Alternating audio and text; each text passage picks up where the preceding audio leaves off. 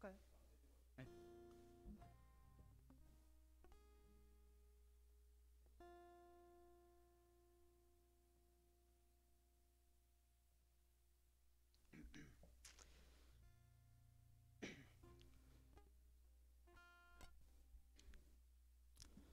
네, 우리 다 같이 찬양하면서 예배 시작하도록 하겠습니다.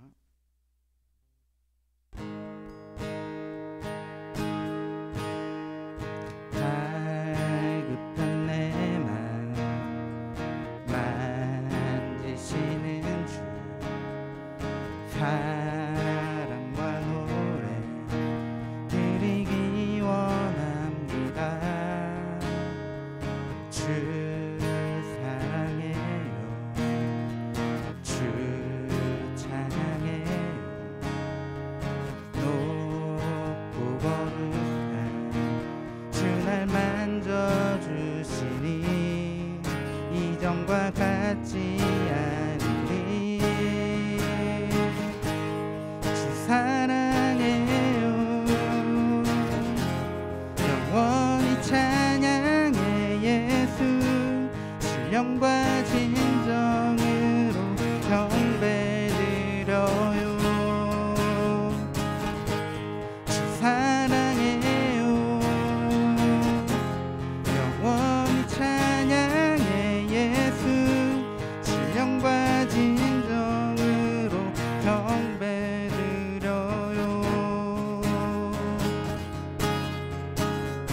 매일 주님과 함께 지내며 주의 부르심 주 마음 알기 원해. 내 모든 오늘 주께 속했네. 주의 부르심 주 마음 알기 원해. 내 생명 주께 쏟네. 주 사랑해요, 영원히 찬양해 예수. 신령과 진정으로 경배드려요. 주 사랑해요, 영원히 찬양해 예수. 신령과 진정으로 경배드려요. 주 사랑해요, 주 사랑해요, 영원히 찬양해 예수. 신령과 진정으로 경배드려요. 주 사랑해요, 영원히 찬양해 예수. 신령과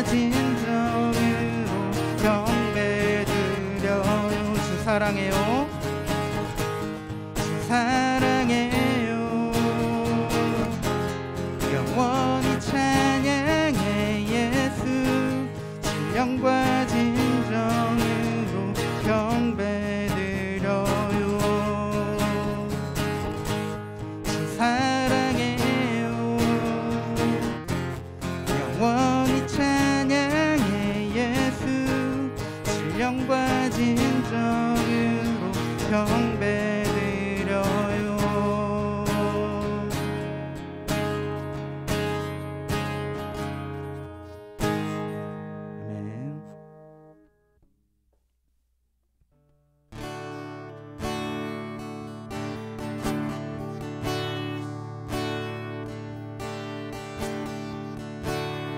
주를 위한 이곳에 예배하는 자들 중에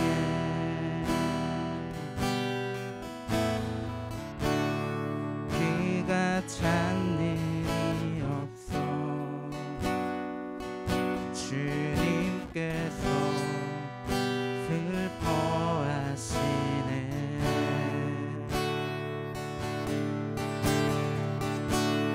주님이 찾으시는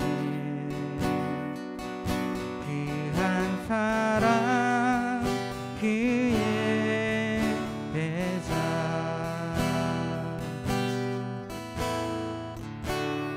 내가 그 사람 되길 간절히 주께 예배하네. 주내로 이곳에 서 있네. 주임제에 엎드려 절하네. 그 어느 것도 난 필요 없네. 주님만 경배해. 주내로 이곳에 서 있네. 주임제에 엎드려 절하네. 그 어느 것도 난 필요 없네. 주님만 경배해.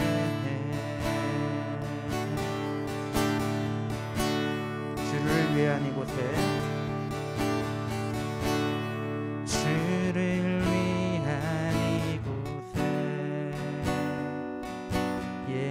예배하는 자들 중에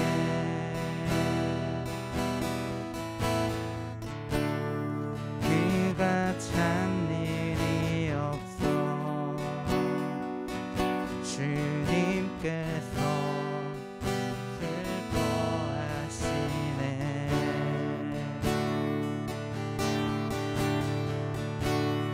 주님이 찾으시는 그 한 사람 그의 배자.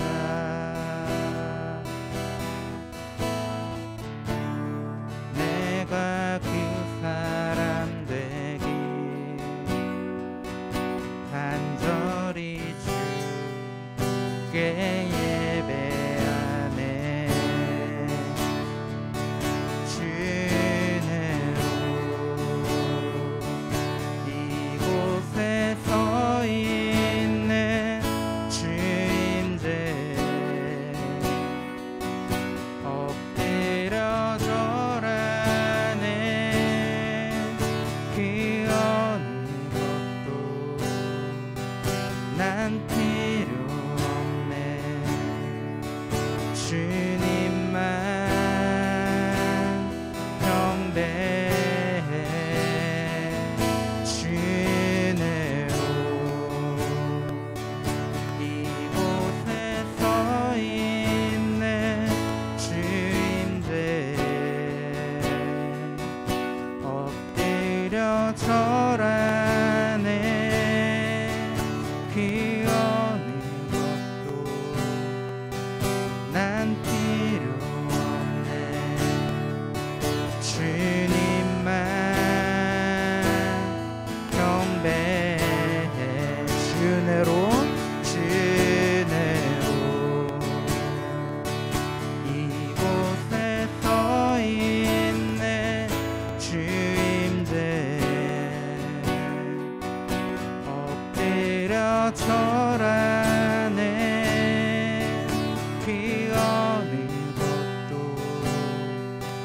난 필요 없네.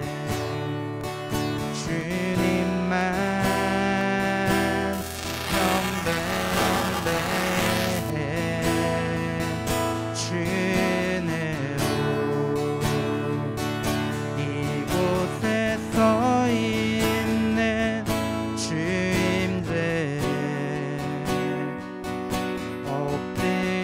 절하네.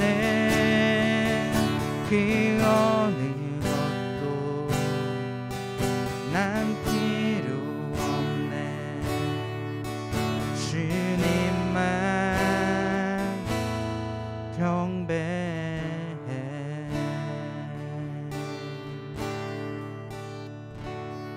아멘. 우리 다 같이 일어나서 나는 예배자입니다 찬양하도록 하겠습니다.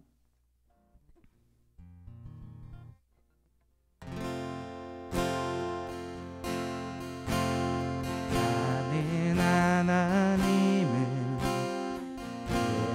예배하는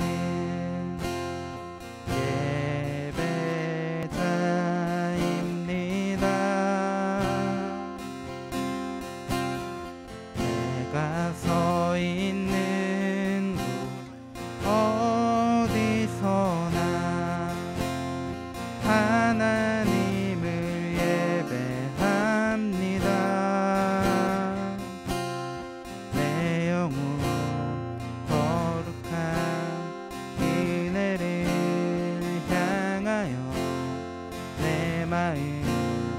완전한 하나님 향하여 이곳에서 바로 이 시간 하나님을 예배합니다.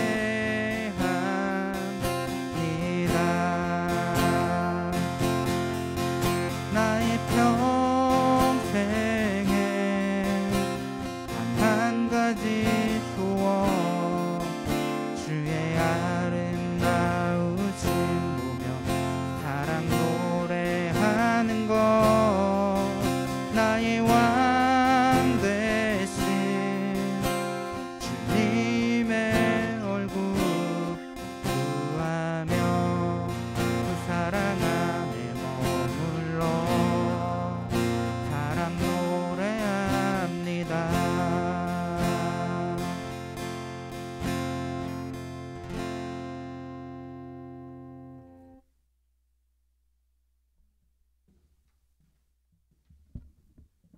사도신경으로 우리의 신앙을 고백하도록 하겠습니다. 나는 전능하신 아버지 하나님 천지의 창조주를 믿습니다. 나는 그의 유일하신 아들 우리 주 예수 그리스도를 믿습니다.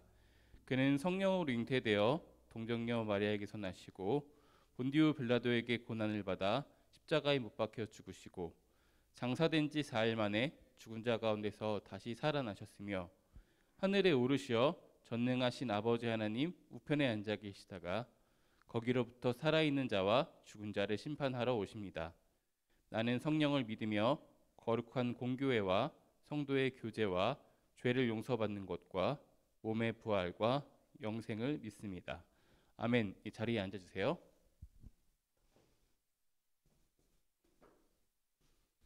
네, 우리의 마음을 모아서 기도하도록 하겠습니다. 하나님 감사합니다.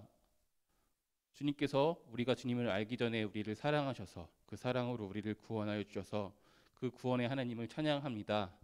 이 시간 하나님의 부르심에 따라 우리가 삶의 쉼표를 잠시 찍고 이곳에 멈춰서 하나님을 예배하려고 합니다. 우리의 모임 이곳 가운데 주님을 향한 또한 서로를 향한 사랑이 가득한 하나님 나라를 맛보는 시간들 될 수 있도록 함께하여 주옵소서. 우리가 말씀 가운데 나아갑니다. 말씀이 거울처럼 우리를 비추어서 우리의 삶을 돌아보게 하시고 그 안에 위로받고 격려받고 새 힘을 얻고 또한 회개하고 주님께서 허락하신 주님과 함께하는 그 사랑의 여정을 동참할 수 있도록 함께하여 주옵소서. 예수님의 이름으로 기도합니다. 아멘. 네, 오늘 우리에게 주는 하나님의 말씀은 구약 성경 요나 4장 1절에서 11절 말씀입니다. 은우 학생 나오셔서 성경 봉독해 주시겠습니다.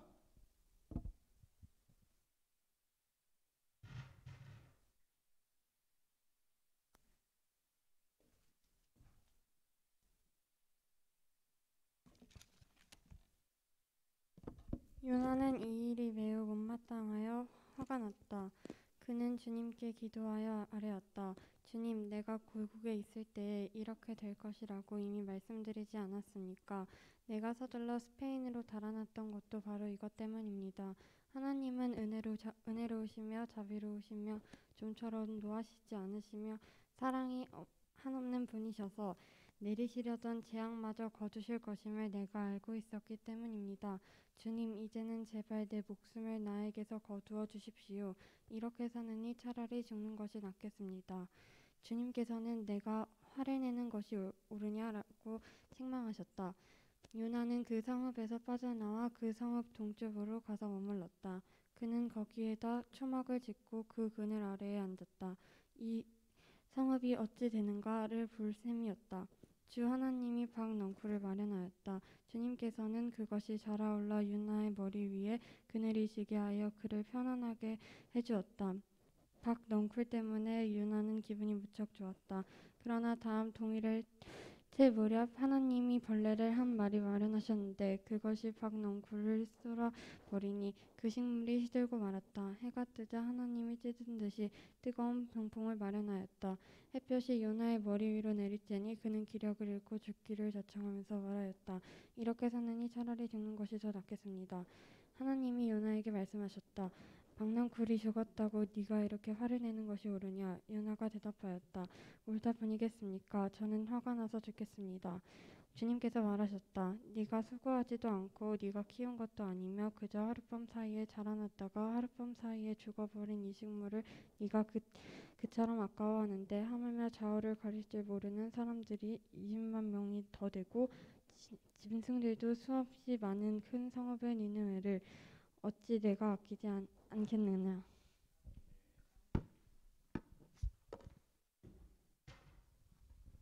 네, 아멘. 이것은 하나님의 말씀입니다. 오늘 말씀을 통해서 요나 이야기라는 제목으로 말씀을 나누려고 합니다. 여러분 혹시 막장 드라마 좋아하시나요? 뭔가 뻔한 내용인데도 불구하고 통쾌한 그런 맛들이 있죠. 그 이미 예측되는 그 이야기 속에. 근데 성경의 이야기들을 잘 보면 그와 비슷한, 아니 그보다 더 심해 보이는 그런 소재들이 굉장히 많이 나와 있습니다. 심지어 예수님의 비유에서도 그런 것들을 종종 찾아볼 수 있는데요.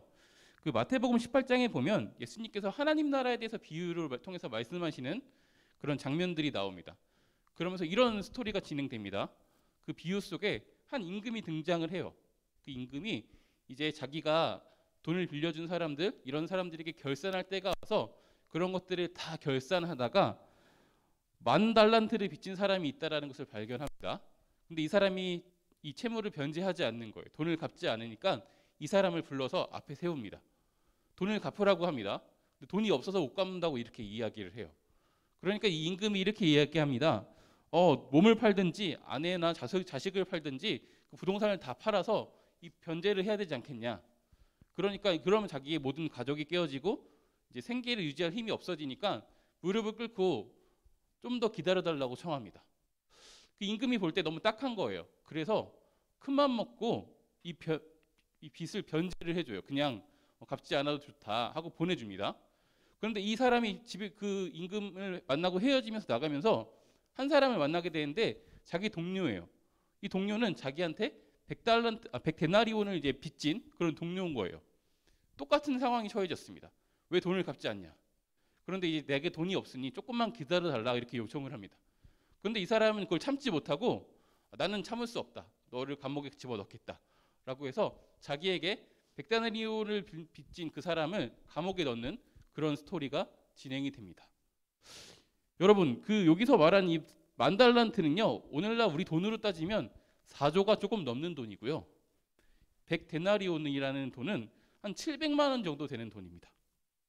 4조가 넘는 빚을 탕감받고 700만 원을 안 갚는 사람에게 해코지를 한 이 사람을 보면서 여러분들은 어떤 생각이 드시나요? 참 인정머리 없죠. 그리고 어떻게 사람 마음이 그렇게 간사한지 큰 은혜를 받았는데 그 정도는 뭐 너무 기분 좋게 넘길 수도 있는 것인데 어떻게 그럴 수 있을까요? 근데 오늘 말씀에 이와 유사한 사람이 등장을 하는데요. 이 사람은 우리가 잘 알고 있는 그 요나입니다.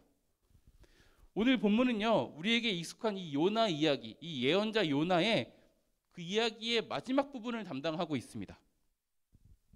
요나는 우리에게 굉장히 친숙한 성경인데요. 사실 이 요나서는요, 굉장히 독특한 성경이에요. 이 요나서는요, 예언서라고 이렇게 분류할 수 있는 그런 분류법에 따르면 예언서거든요. 근데 보통 예언서는요, 하나님께서 이스라엘 향한 어떤 예언, 명령, 선지자를 통해서 전하는 어떤 말씀들, 이런 것들이 굉장히 중요하고요. 이 말씀을 주축으로 이 이야기가 흘러가요. 그런데 요나서는 조금 다릅니다.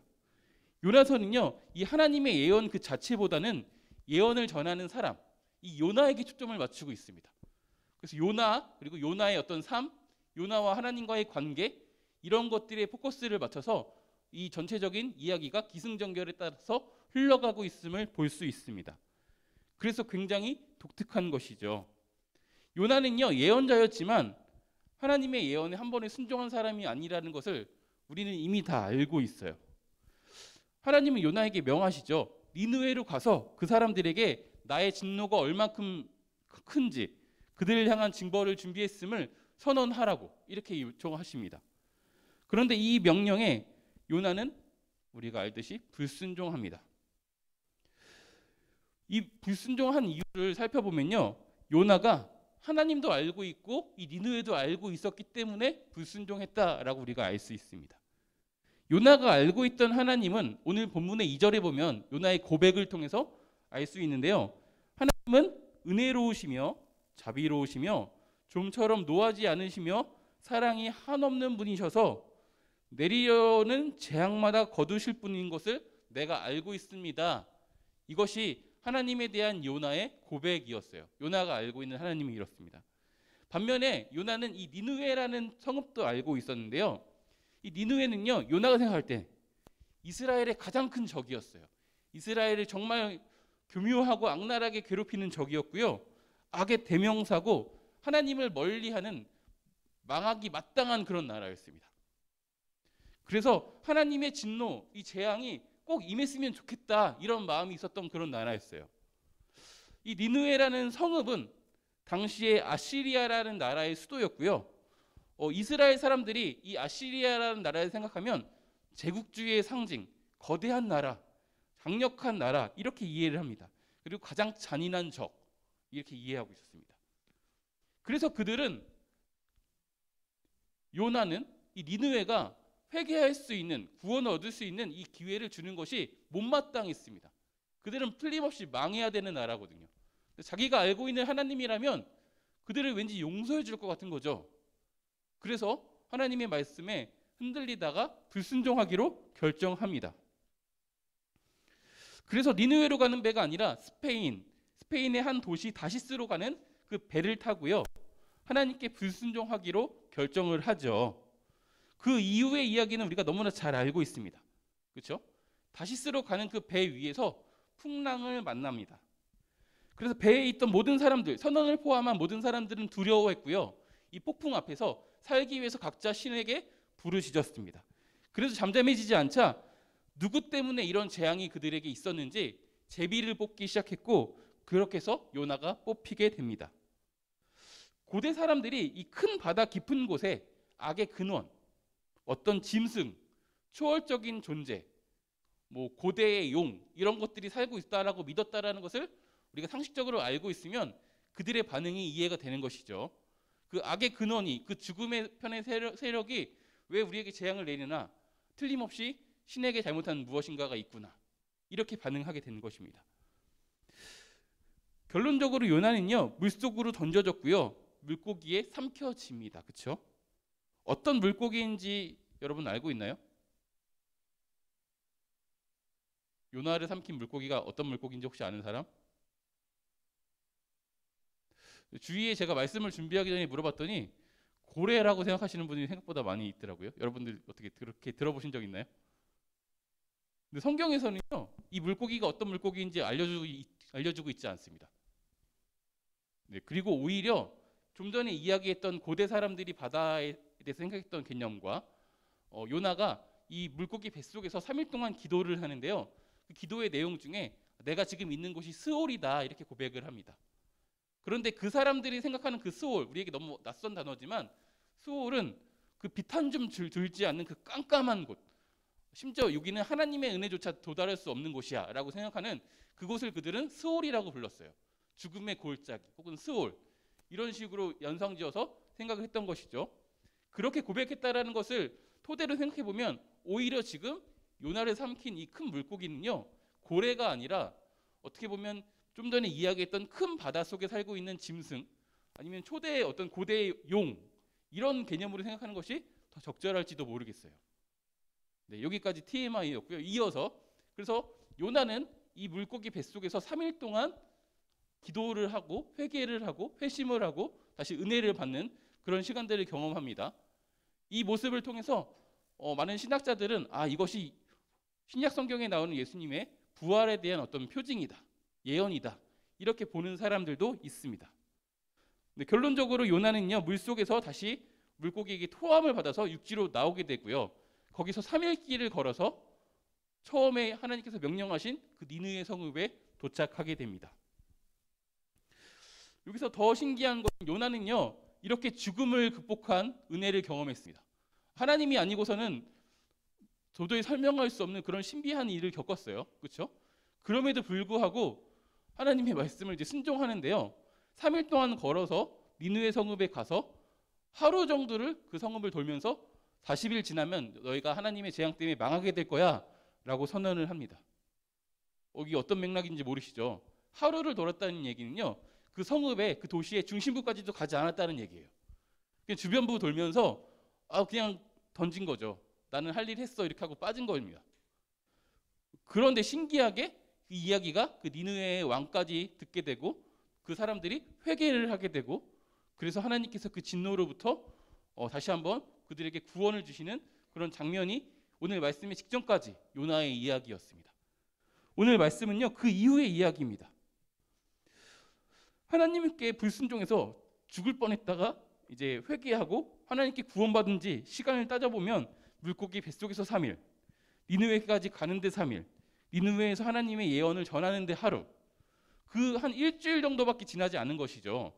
이 짧은 시간이면 미처 이 기억이 잊혀질 수가 없죠. 죽음을 향한 그 트라우마. 그럼에도 불구하고 하나님께서 그들을 이제 구원을 하시는 모습을 보면서 화를 내는 요나의 모습을 볼 수 있습니다. 어떻게 나의 대적, 우리들의 대적, 이 니느웨를 구원할 수 있습니까? 하나님은 우리 하나님인데 어떻게 이방 나라에게 구원을 베푸실 수 있습니까? 이런 화를 내고 하나님을 원망합니다.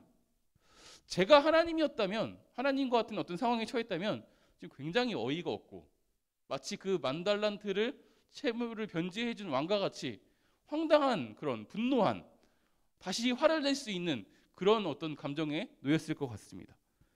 그런데 확실히 하나님께서는요, 요나가 고백했던 것처럼 은혜로우시고 자비로우시고 좀처럼 노하지 않으시고 사랑이 한없는 분이셔서 박넝쿨을 통해서 또 한 번 요나가 깨닫게 하십니다. 이 요나의 이야기를 통해서 우리에게 교훈하고 있는 것들이 있습니다. 첫 번째, 제가 요나의 삶을 쭉 정리하면서 우리가 깨달았으면 좋겠는 그 교훈이 뭐냐면, 우리가 하나님처럼 그렇게 판결을 내리는, 결정을 내리는 판사의 자리에 앉아서는 안 된다라는 것입니다. 우리는 살다 보면요, 요나가 이야기하고 생각하는 그 니느웨 같은 사람들을 만날 수 있어요. 한 사람일 수도 있고요, 집단일 수도 있고요, 조직일 수도 있습니다. 너무 잔인하고 교묘하고 진짜 악마 같은 사람들을 만나서 그 사람들이 우리를 집요하게 괴롭히는 그런 말도 안 되는 상황에 처할 수도 있습니다. 그럴 때 여러분들은 어떻게 하실 수 있을까요? 그들을 미워하고 증오하고 이렇게 욕을 하고 해코지를 하고 싶은 것이 인지상정인데요. 사람이라면 그냥 적당한 거리를 두고 떨어져 있는 것만으로도 정말 천사 같은 사람이다라고 이야기할 수 있는 그런 환경에 처할 수도 있습니다. 사람이 힘들거든요.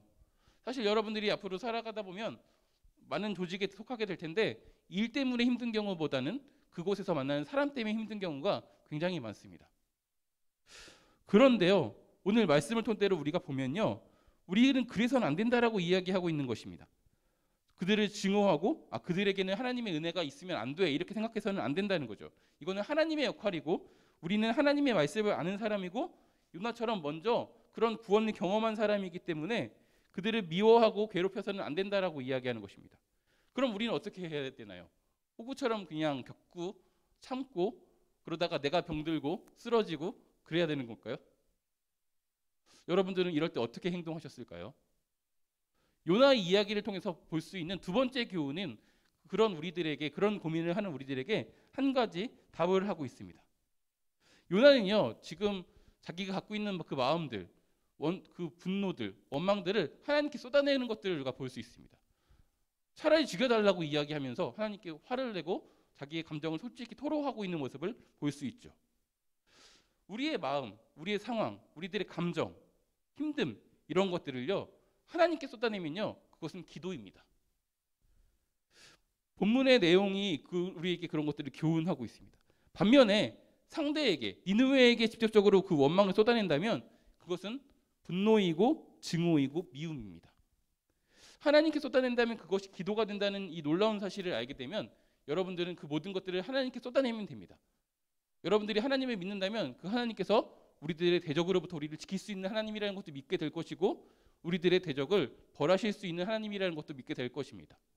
그러므로 내가 화를 내는 것보다 하나님께 구하는 것이 더 효과적입니다. 그렇죠? 우리는 그 마음의 서운함과 어려움과 답답함과 그 모든 복잡한 마음들을 하나님께 토하는 사람들이 되어야 합니다. 왜냐하면 하나님을 아는 사람들이고 그 구원을 경험한 사람들이기 때문입니다. 요나의 이야기를 통해서 우리에게 주시는 그 세 번째 교훈은 뭐냐면요, 그렇게 우리가 하나님께 우리들의 감정과 분노와 속상함들을 쏟아내는 그 어느 날 우리도 모르게 하나님의 마음을 깨달을 수 있게 된다는 것입니다. 한 사람을 향한 하나님의 마음을 알게 되면요, 여러분들은 기적을 경험하게 됩니다. 그 기적은요, 상황이 바뀌거나 나를 괴롭히던 그 상대가 바뀌는 기적이 아닙니다.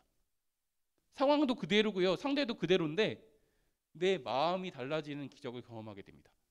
이 마음이 달라지면요, 상대를 향한 그 긍휼이 생깁니다. 전에는 이 사람 앞에 서는 것이 두렵고 뭔가 몸이 경직되고 어려운 일이었는데 이제는 그렇지 않아요. 뭔가 그 사람이 안쓰럽기도 하고요, 심지어 그 사람을 위해서 기도할 수도 있습니다. 그런 기적들이 우리도 모르는 그 어느 날 생기게 되는 것이죠. 이것이 하나님과 관계하는, 하나님의 말씀을 알고 있는 그 구원을 경험한 사람들이 살아가는 모습인 것입니다. 그러므로 우리는 요나의 모습을 보면서 아, 요나가 어떻게 그럴 수 있어? 예언자인데 어떻게 그렇게 살아? 라고 이야기하는 것이 아니라 아, 나도 요나처럼 이렇게 정직하고 솔직하게 하나님과 관계하면서 살아야겠다. 이런 교훈을 얻을 수 있게 되는 것이죠. 지금까지 우리가 이 요나의 이야기를 통해서 하나님의 말씀을 아는 사람들이 어떻게 살아가야 하는지, 하나님과 어떻게 관계 맺어야 되는지를 한번 다시 생각해보는 시간들을 가졌어요. 혹시 여러분들이 그동안 신앙생활을 하면서 하나님께 나아갈 때도 그런 어떤 경직된 모습, 나의 어떤 잘 정돈된 모습만 보여주기 원했다면 그것이 아니다라는 것을 다시금 생각했으면 좋겠습니다. 하나님은 심지어 여러분들이 모든 것으로부터 버림받았다라고 생각하는 그때도 여러분을 사랑하고 있는 하나님이라는 것을 다시금 생각했으면 좋겠고, 심지어 자기를 향해 원망을 쏟아내는 그 우리들을 향해서도 동일하게 사랑하고 오래 참으시는 하나님이라는 것들을 기억하셨으면 좋겠습니다. 또한 하나님께서는요, 그렇게 평범하게 한 사람을 통해서 하나님 누군가를 구원하는 은혜를 베푸시는 하나님이라는 것들을 기억하셨으면 좋겠습니다. 하나님의 말씀에 때때로 우리들의 주관을 더하기도 하고 감정을 더하기도 하고 뭐 하나님의 말씀을 불순종하기도 하지만 우리들의 어떤 부족하고 평범한 그런 행동들을 통해서 하나님께서는요, 요나처럼 이 12만 명이나 되는 사람들을 구원할 수도 있는 하나님이십니다. 하나님의 일을 할 때 우리들의 능력이 아니라 하나님을 향한 믿음이 더 중요하다라는 것을 다시금 깨달을 수 있습니다. 그러므로 우리가 어떤 하나님의 일을 해야 할 것 같은 마음이 들 때 나를 돌아보는 것이 아니라 시선을 하나님께 돌린다면 우리는 그런 일들을 능히 감당할 수 있다라고 고백할 수 있는 사람들이 되는 것입니다. 그때 고백하는 것이죠. 나의 약함이 하나님께서 강함으로 쓰셨다. 나의 작음을 하나님께서 큰으로 쓰셨다라고 고백할 수 있는 하나님의 자녀들이 되는 것입니다. 요나의 이야기를 통해서 우리가 심판하고 판단하는 자리에 앉으면 안 된다는 것, 불평과 분노와 원망을 하나님께 쏟아내면 그것이 기도가 된다는 것, 그리고 그렇게 하나님과 관계 맺고 소통하는 그 어느 날 우리도 알지 못하는 사이에 우리가 하나님의 마음을 알게 되고 긍휼의 사람이 될 수 있다라는 것을 우리는 말씀을 통해서 교훈을 얻게 됩니다. 우리들의 삶에도 이런 일들이 일어났으면 좋겠습니다. 하나님과 보내는 그 사랑의 여정, 그 삶을 통해서 많은 사람들이 하나님을 바라보게 되고 우리들의 삶을 통해서 많은 사람들이 구원을 얻게 되는 그 하나님의 구원의 기쁨에도 동참할 수 있는 저와 여러분이 되었으면 좋겠습니다. 기도하겠습니다. 하나님 감사합니다. 우리가 말씀을 통해서 또 요나의 이야기를 통해서 우리들의 모습을 바라보게 됩니다. 하나님의 말씀을 아는 사람으로서 하나님의 구원을 경험한 사람으로서 어떻게 살아가야 하는지 돌아보니 우리가 하나님과 상관없고 때때로 하나님의 자리에 앉아서 살아갈 때가 참 많았음을 고백하고 회개합니다. 우리가 하나님의 자리에 앉지 않기 원합니다. 우리들의 복잡하고 답답하고 힘든 그 마음들을 하나님께 쏟아낼 수 있는 그런 지혜가 우리 가운데 있었으면 좋겠습니다. 그 시시때때로 우리에게 은혜를 더하시고 위로하시고 또 사랑으로 일으키시는 하나님의 사랑을 경험하는, 그래서 기도가 너무 소중한 그런 한 사람 한 사람의 신앙이 되었으면 좋겠습니다. 그렇게 하나님께 기도하는 어느 날 하나님의 마음을 깨닫게 되고 우리를 괴롭히던 그 어떤 사람들을 통해서 기도할 수 있는 그런 하나님의 마음을 품은 한 사람 한 사람이 되었으면 좋겠습니다. 그렇게 우리들을 세우시고 그 사랑의 여정 가운데 함께 하실 하나님을 찬양하며 예수님의 이름으로 기도합니다. 아멘. 봉헌 시간입니다. 준비하신 예물을 하나님께 드리도록 하겠습니다.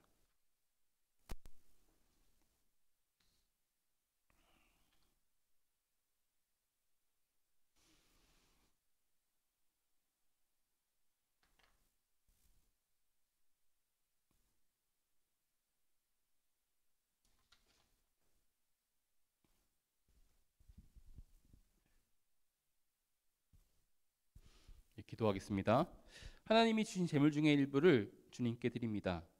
우리가 주님께 드리는 예물이 하나님의 나라와 주님의 몸된 교회를 세우는데 귀하게 쓰이게 하여 주옵소서. 혹시 빈손으로 나와서 민망하게 여기는 친구들이 있다면 그들에게도 물길 주셔서 주님 안에서 바치며 쓰며 도우는 기쁨을 누리게 하여 주옵소서. 예수님의 이름으로 기도합니다. 아멘. 네, 광고 시간입니다. 네, 오늘 예배에 오신 분들을 환영합니다.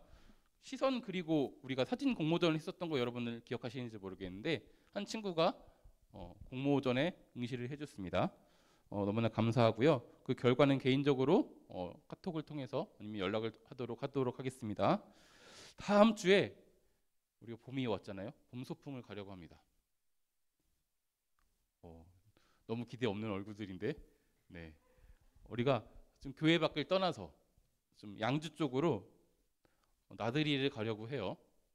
네, 가서 뭐 에코백을 만들고 막 그런 일들 프로그램도 참여하고 맛있는 음식도 먹고 그렇게 한번 여러분들의 기분을 다시 순환하는 시간들을 가지려고 하니까요.